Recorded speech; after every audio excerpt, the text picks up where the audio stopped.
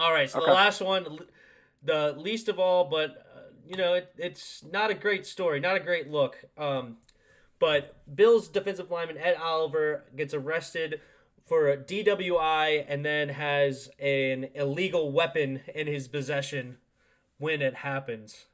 Um, this guy coming into the league was looked to be a BA, like a very very tough dude. He came in and as soon as they drafted, most people they take the hat of their new team and they put it on. He snatched it from the person and it just bulldozed right past everybody and went onto the stage. So this guy looks like a tough dude, and he's also a defensive lineman, so he's not weak by any stretch. But uh, very interesting story. So what do you have on this?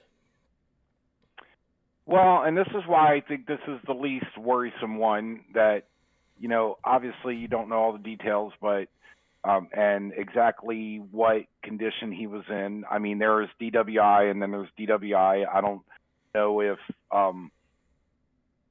how stringent the guidelines are. I know in the state I live in that it's they'll give you a breathalyzer, and if you have the slightest bit of alcohol that's over 0.05 or whatever it is, very small.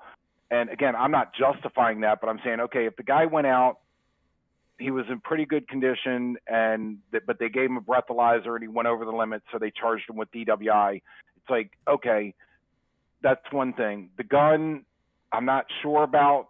It's an illegal gun, but again, I have to know more details about why the gun was in the car.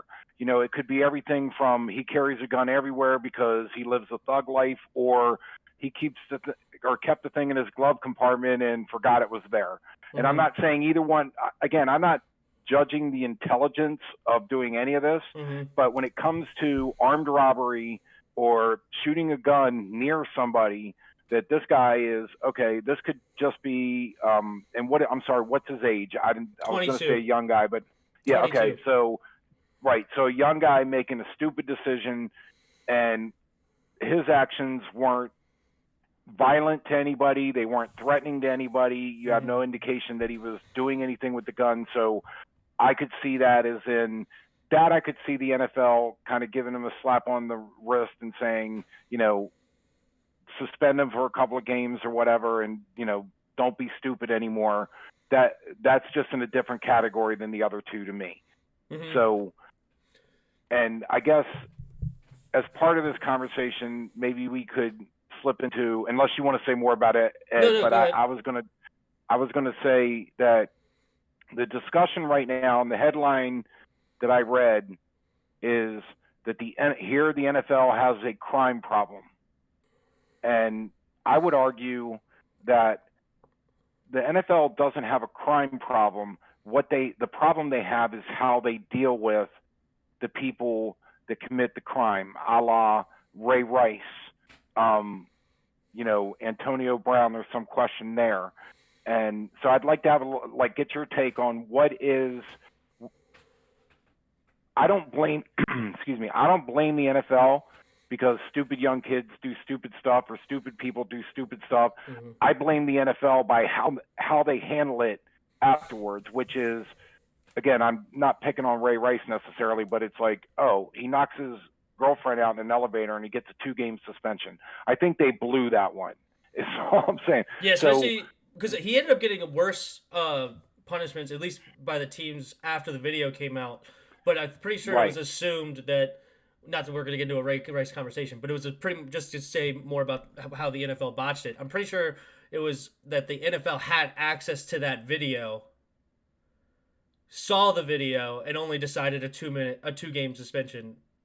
It's like, no, yeah. you saw what happened, and you didn't, like, it wasn't just like, all right, hearsay, here's what he allegedly hit his girlfriend at the time. And But didn't the NFL deny they saw the video? I know there was some discussion of they were like, I no, didn't we didn't see the update video my in there. I didn't update myself with the Ray Rice situation as of late. I don't remember all the details, but um, yeah, I mean that's a fair point. Like, is the NFL doing enough to discourage these things from happening again? And it's a fine line because, like, would these people lose their jobs if they weren't NFL players? Like, these people obviously have the notoriety and stuff like that. Like, if you armed rob, like, I'm pretty sure that these people are gonna get heavy-handed situations from the NFL, if not just the law in general. Like, these people are probably gonna have some tough times. But as far as DUI, how you wouldn't lose your job if you got a DUI or DWI. Like, I wouldn't lose my job if I got a DWI. I guess if I got it on the job, that's different. But Right.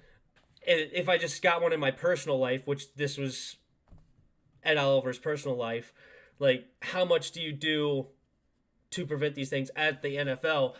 Maybe they need to take a heavier handed, but it's definitely a fine line you walk at the NFL. Right, but I wanted to say on the other side of that, however, is that if the NFL decided to take a heavy-handed approach of one strike and you're done, violent crime, whatever, wherever they want to draw the line, one strike and you're done, then they're going to have to deal with the accusations that here are billionaires making decisions against guys that otherwise can't make a living, and how can they be? So I think if they were harsh in the other direction, that they're going to catch backlash anyway because they're the NFL. Whichever way they go, it's going to be there's going to be a group of people that upset. There's going to be a group of people upset no matter which direction you go, for sure. Yep. Yeah, we'll definitely see what these people get. As I said, I think Cody Latimer and DeAndre Baker and Quentin Dunbar are going to have tough times in the NFL. Ed Oliver, this will be an interesting situation for the NFL. How do they handle a DWI with an illegal gun on hand? Yeah, the illegal gun definitely raises it. I did also want to say with Cody Latimer, from what I've read, his best chance is to be a fourth receiver, and he's likely to be a fifth receiver. I would say the Redskins should and it's not going to cost them anything. They just let him go. He's not worth, for what he was possibly bringing to the team to go against Ron Rivera's new attitude, kind of straightening things out. He will not be playing for the Redskins. He will not, definitely will not be playing for the Redskins this year. And I think that's what they should do. It's like, if he was the number one receiver, okay, maybe it makes it more difficult. But yeah, for what he's going to offer him, thanks, but we'll see you later. What's up, guys? Thanks for watching to the end of the video. Don't forget to like and subscribe for more content. The like button is on this side for mobile. If you have any of your own thoughts or questions, comment down below. We may just answer it next video. Thanks. See ya.